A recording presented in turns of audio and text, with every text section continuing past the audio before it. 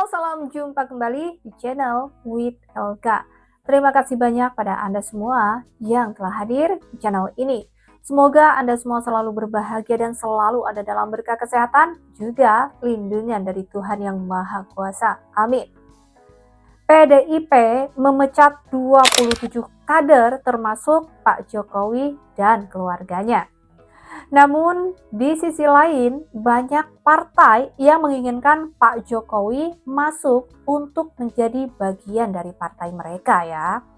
Golkar pun memberikan pernyataan Pak Jokowi sudah dianggap anggota kehormatan katanya, meski tak punya KTA.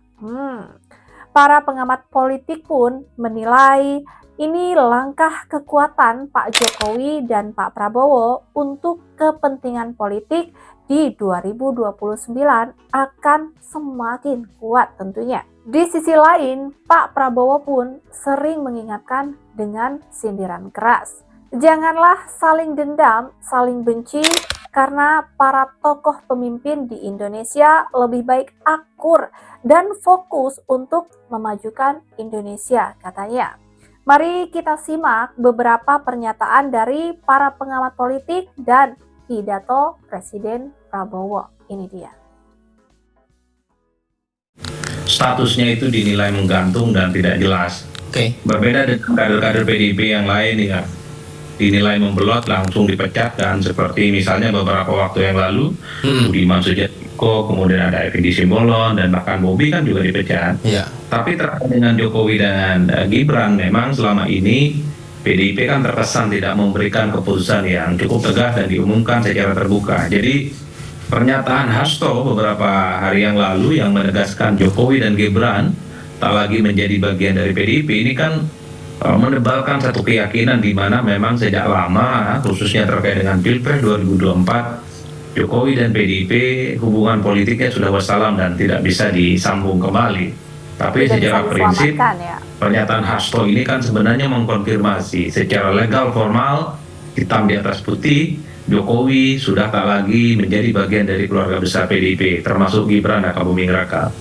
Ya, sebenarnya PDIP itu tidak ingin kelihatan sangat emosional dan reaktif ya mungkin terkait dengan manuver politik Jokowi dan Gibran khususnya. Karena kalau saat itu langsung dipecat dan terkesan PDIP itu menjadi partai yang tidak dewasa menyikapi perbedaan, dinilai tidak memberikan ruang ya kepada kader-kadernya yang mungkin dinilai bermanuver yang berbeda dengan partainya. Jadi untuk mengantisipasi isu-isu negatif terkait dengan PDIP, sepertinya memang PDIP itu membutuhkan waktu yang cukup panjang ya, sehingga suasana politik serba kondusif, Pilpres usai, Pileg usai, termasuk Pilkada juga usai. Artinya PDIP ingin menyimpan sebenarnya luka politiknya yang cukup mendalam, efek ya manuver politik yang dilakukan oleh Jokowi dan Gibran melalui elit mereka. Jokowi dan Gibran secara definitif sudah menjadi anggota kehormatan. Meski kita tidak pernah tahu apa fungsi dan tugasnya dari anggota kehormatan itu, tapi secara politik sebenarnya pesan yang ingin disampaikan bahwa Jokowi per hari ini tak lagi menjadi politisi, bukan hanya sebatas mantan presiden yang tidak punya partai, termasuk Gibran. Sudah ada partai Golkar, partai pemenang Pileg, runner up, yang saya kira sudah menjadi bagian penting dari Jokowi. Oleh karena itu ya ini akan turut mendinamisasi bagaimana hubungan politik ke depan, termasuk dengan PDIP, termasuk juga dengan Gerindra. Saya juga agresivitas PDIP yang terus mengkritik Jokowi dan Gibran, tentunya karena itu akan pasang badan dan bahkan tidak mungkin ya eskalasi konfrontasi politik akan terjadi antara PDIP dengan Golkar, karena dimanapun ada Jokowi sepertinya kritik terus akan disampaikan oleh kawan-kawan PDIP. Bukan sekedar benturan ego antar elit, tetapi betul-betul ini adalah sebuah ekspresi kemarahan, kekecewaan, dan ini adalah benturan gengsi sekaligus juga nama baik ya. Jadi sekali lagi dalam konteks beberapa lingkup di Jawa Tengah, kemudian di Jawa Timur, termasuk sesuatu yang betul-betul kita anggap miracle ya, di Banten itu betul-betul menjadi sebuah catatan serius bagi PDIP. Dan hasil pilkada kali ini, terutama ketika PDIP dibabat habis di Jawa, dan kita tahu ya Jawa itu adalah pemilik DPT terbesar di Indonesia. Praktis 120, maksimal nanti barangkali bisa sampai 140-150 juta. Maka akan berpengaruh signifikan terhadap kontestasi dan juga konfigurasi kekuatan politik 2029. Nah, itulah kenapa kemudian garis demarkasi itu ditampilkan secara clear oleh PDIP praktis ya setelah pilkada selesai, pemilu selesai. Sebagai saluran kekuatan, mulai dari konteks politik, instrumen penegakan hukum, dan sebagainya. Maka dalam pertarungan kekuasaan itu, sistem proteksi yang paling aman bagi politisi adalah menjadi bagian dari kekuatan politik. Kenapa? Ya karena memang sekarang ada mesin politik yang memang sedang terluka. Ibaratnya kalau banteng terluka bisa ngerutuk yang ada di depannya. Nah, supaya kemudian terlindung, kemudian dia bisa berkilah dan sebagainya, ya salah satunya menjadi bagian dari kekuatan politik yang ada. Dan per hari ini tampaknya, tadi sesuai dengan fatwa dari Pak Thorik, Golkar tampaknya menjadi ruang yang cukup memungkinkan bagi Pak Jokowi untuk berlabuh. Bahkan menurut informasi spekulatif, lompatan kenaikan elektoral yang cukup signifikan termasuk juga jumlah kursi ya Golkar di parlemen, salah satunya juga atas orkestrasi Pak Jokowi ketika ada di kekuasaan. PKB, Nasdem, dan juga PKS sendiri mengalami split ticket voting yang sangat luar biasa. Karena praktis itu di basis-basis pemilihnya PKS itu nggak ada yang menang sama sekali itu, Kamil itu. Dan kenapa itu terjadi? Ya salah satunya kalau diakui ya, memang kedekatan Pak Jokowi dengan Mas Pram itu juga menjadi bagian dari yang barangkali diperhitungkan. Jadi ada tradisi di Jawa itu tego larane tapi ora tego patine. Jadi ya, kalaupun mau dihabisin sudah semua provinsi di Jawa itu habis semua. Nah, ini satu teman yang sangat dekat yang sedang berlaga di Jakarta mau dihabisi juga sekalian, yang relatif memiliki kedekatan personal yang cukup baik. Inilah ya bagian dari strategi Bu Mega. Iya, cerdas sekali. Atau tidak, itu cukup jitu dalam menempatkan nama Mas Pram di Jakarta. Karena Mas Pram dekat dengan Pak Prabowo, Mas Pram dekat dengan Pak Jokowi, sehingga kemudian ada semacam dilema. Gitu. Ada pengaruh juga yang dari sana ya. Kalau misal mesin-mesin yang bekerja di Banten bisa optimal, mesin-mesin yang bekerja di Jawa Tengah bisa optimal, di Jawa Timur bisa optimal. Ini sepertinya mesin di Jakarta itu antara hidup dan mati. Kalau ada kekurangan, kita semua ada kekurangan. Iya, betul. Semua pemimpin ada kekurangan. Jangan memfitnah, jangan menyerang. Kita semua punya kekurangan. Mau buka-bukaan, ya nggak enak.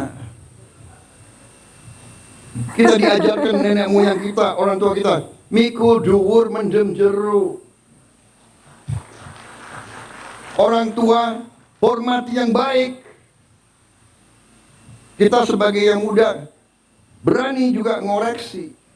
Tapi koreksinya dengan cara yang baik, yang sopan. Saya kira itu ajaran ustadz-ustadz saya. Saya bukan orang yang terlalu baik, tapi saya ingat ajaran ustadz-ustadz saya. Tidak boleh dendam, tidak boleh maki-maki, ya kan? Tidak boleh sakit hati, tidak boleh benci. Tuhan aja memaafkan kok. Manusia meneruskan permusuhan. Saya ini dikalahkan oleh Pak Jokowi. Dan menteri-menteri saya banyak yang ikut mengalahkan saya. Periode kemarin tidak begitu tertarik dengan panggung internasional gitu ya. Di PBB kan beliau nggak pernah hadir mengirim Menlu atau mengirim Wapres kan begitu. Tapi Pak Prabowo seperti yang saya katakan tadi, beliau adalah orang yang paham geopolitik, sehingga panggung-panggung politik internasional itu harus dihadiri gitu ya.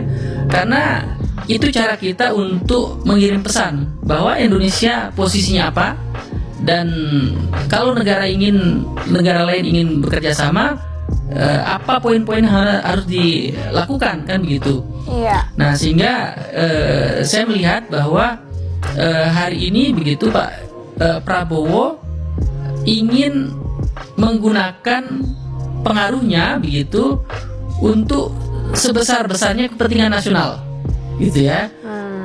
Bahwa secara gestur gitu ya, kan kita bicara diplomasi. Dalam diplomasi itu kan ada etika diplomasi gitu ya. Jadi kalau ada satir yeser itu kan bagian dari ini juga permainan geopolitik. Kan kita tahu sendiri bahwa media itu kan ada yang pro anti gitu ya. Jadi pro dan kontra, ya. Kalau dari sudut pandang media China mungkin dia ini apresiasi setinggi mungkin. Tapi kalau ekonomis mungkin ini agak-agak satir karena melihat Indonesia udah mulai bergerak gitu ya. Indonesia sudah mulai menggunakan pengaruhnya ya untuk menunjukkan bahwa posisi Indonesia adalah ingin menjadi pemain di kawasan. Ya, kali ini Indonesia memang lebih terlihat kemajuan dan perkembangannya ya, apalagi di masa kepemimpinan Pak Prabowo saat ini. Dan benar sekali, menurut Pak Prabowo, para tokoh pemimpin di Indonesia itu sebaiknya bersatu untuk kepentingan Indonesia ya, alias memajukan Indonesia daripada kita menabur kebencian, kita saling dendam, apalagi setelah kontestasi-kontestasi yang telah terjadi. Itu sebaiknya setelah kontestasi itu selesai, kita semua bersatu lagi, karena tujuan tokoh pemimpin di Indonesia itu adalah untuk kemajuan dan kebaikan Indonesia kan. Maka siapapun yang menang dalam kontestasi atau siapapun yang kalah, legowo ya, sehingga kita semua bisa bersatu untuk Indonesia maju tentunya. Sampai di sini with LK, teman waktu Anda, semoga menjadi informasi yang bermanfaat dan menarik untuk Anda simak. Sampai jumpa lagi di next video. Terima kasih banyak.